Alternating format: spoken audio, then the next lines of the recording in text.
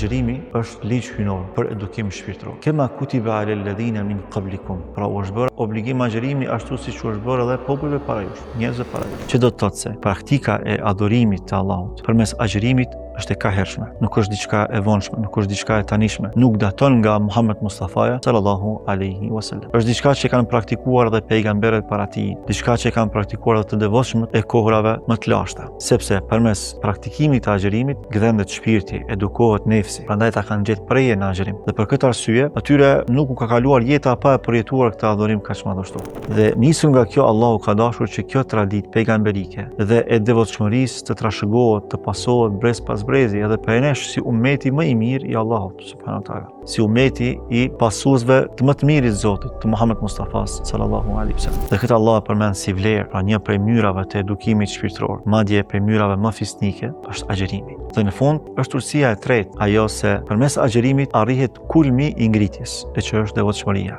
La'allakum tattaqun. Ky është zatën objektivi kryesor i obligueshmërisë së agjërimit të muajit Ramazan. Allahu kur thot mirë që të jeni të devotshëm apo të bëheni të devotshëm, me terma të tjerë kjo përkthehet si që të jeni më të mirë të mundshëm. Ata që dallojnë për gjithë të tjerëve janë ata që janë më të devotshëm. Ne Allahu në Kur'an na tregon se ata që Allahu më shumë i nderon, i don, i afron, janë ata që janë më të devotshëm. Dhe një prej mënyrave, një prej rrugëve që e mundson arritjen e devotshmërisë, mënyrën më të lehtë, më të mirë, më të dashur është përmes agjërimit.